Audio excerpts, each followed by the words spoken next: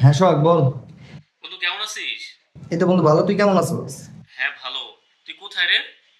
আমি তো বাসায়, কেন? বন্ধু তোর একটা হেল্প লাগতো। কি হেল্প বল। তোর বাসায় কি কেউ আছে? না, বাসাতে কেউ না, আমি একাই। বন্ধু তাহলে তোর বাসায় আমি একজন মেয়ে নিয়ে আসতেছি।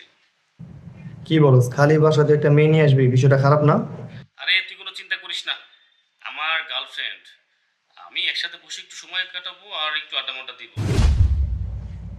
আচ্ছা ঠিক আছে, আয়, তোর যেহেতু গার্লফ্রেন্ড। আচ্ছা ঠিক আছে।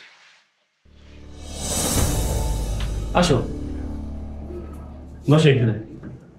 সোহাগ, তুমি আমাকে এটা কোথায় নিয়ে আসলা? আর এটা কার বাসা? কোনো সমস্যা হবে না তো? আরে, এই বাড়িটা আমার বন্ধু। এই ফ্ল্যাটে ও একাই থাকে। ওর বাবা মা রোড অ্যাক্সিডেন্টে মারা গেছে। মারা যাওয়ার আগে ওর নামে অনেক সম্পত্তি রেখে গেছে। ঢাকাতে এরকম আরো 4-5টা বাড়ি আছে, অন্যান্য ব্যবসাও আছে। ও আমার অনেক ভালো বন্ধু, তুমি কোনো চিন্তা করো না, কোনো সমস্যা হবে না তোমার। আচ্ছা ঠিক আছে। দাঁড়াও, আমার বন্ধুর সাথে আমি তোমাকে পরিচয় করে দিই। পারভেজ, পারভেজ। কি রে, তুই আইসা করছস? কি ব্যাপার, তুমি দাঁড়িয়ে পড়লা কেন? বসো। দিশা, ও হচ্ছে আমার বন্ধু পারভেজ। পারভেজ, ও হচ্ছে আমার গার্লফ্রেন্ড দিশা।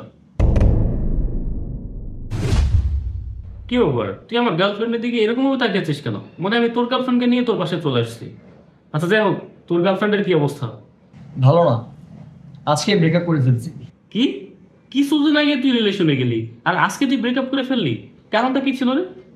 কারণ ও আমার সাথে চিট করছে, ওকে আমি আরেকটা ছেলের সাথে দেখছি। কি বললি? তোর সাথে চিট করছে? এইটা তো আমি মানতে পারলাম না। তোর তো গাড়ি বাড়ি সবই আছে, তারপরও তোর সাথে চিট করলো? আচ্ছা তুই কি তোর আসল পরিচয়টা দেশ নেই? না, ওকে আমি আমার আসল পরিচয় দিই নেই। ওকে আমি বলছি যে আমি একটা রেস্টুরেন্টের ওয়েটার। এবার বুঝতে পারছি, এই জন্যই ওই মেয়েটা তোর সাথে চিট করছে। আসলে দেখ বন্ধু, ছেলেদের টাকা না থাকলে মেয়েরা মূল্য দেয় না। হ্যাঁ বন্ধু, তুই ঠিকই বলছিস। আজকে তোর টাকা আছে, এর জন্য তোর এত সুন্দর গার্লফ্রেন্ড আছে। আচ্ছা, আমি একটু ওয়াশরুমে যাব। আপনাদের ওয়াশরুমটা কোথায়? আপনাদের ওয়াশরুমটা কি আমাকে একটু দেখাই দিবেন? পারভেজ, তোদের ওয়াশরুমটা একটু ওকে দেখাই দে। আসেন আমার সাথে।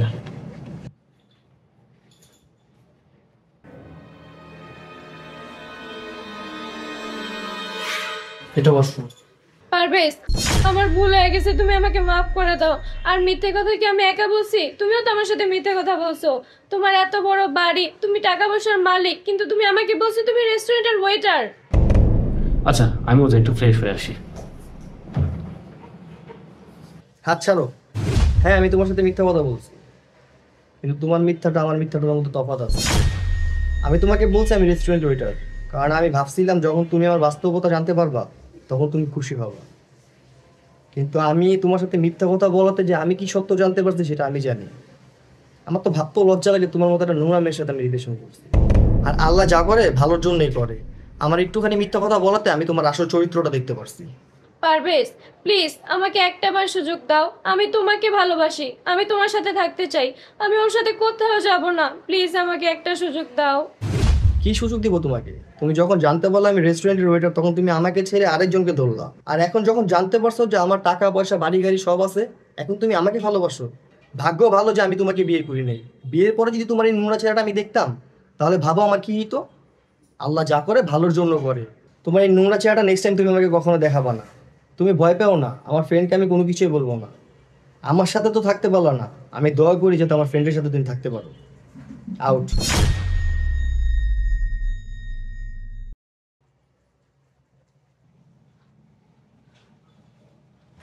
দিশা দাও। সি দিশা, আমার ভাবতেও লজ্জা লাগতেছে যে তোর মতো নোংরা একটা মেয়ের সাথে এতদিন আমি রিলেশন করছি। তুই কি ভাবছিস তোর মতো নোংরা মেয়ের জন্য আমি আমার বন্ধুত্ব নষ্ট করব? না, কখনোই না। তোর সাথে আমার পরিচয় মাত্র কয়েকদিনের, আর আমার বন্ধুর সাথে আমার পরিচয় ছোটবেলা থেকে। তোর মতো নোংরা মেয়ের জন্য আমি আমার বন্ধুত্ব নষ্ট করতে পারবো না। তুই এখন এই মুহূর্তে বাসা থেকে বের হবি। কি হলো, দাঁড়িয়ে আছিস কেন? বের হয় বাসা থেকে। সরি দোস্ত, তুই আমাকে মাফ করে দে। আসলে দেখ, আমি জানতাম না যে ওর তোর গার্লফ্রেন্ড ছিল। তুই জানতাম তাহলে কখনোই আমি ওর সাথে রিলেশনে যেতাম না। আরে বন্ধু, তুই এগুলো কি বলতেছস? আর তুই আমাকে সরি কেন বলতেছস? তুই তো জানোস না যে ও আমার গার্লফ্রেন্ড ছিল। আর তোর ওর সাথে কথা বলতে আমি মনে করি আরো ভালো হয়েছে, আমি ওর আসল রূপটা দেখতে পারছি। আল্লাহ যা করে ভালোর জন্যই করে। তুই এগুলো নিয়ে প্যারালিস না, তুই বল।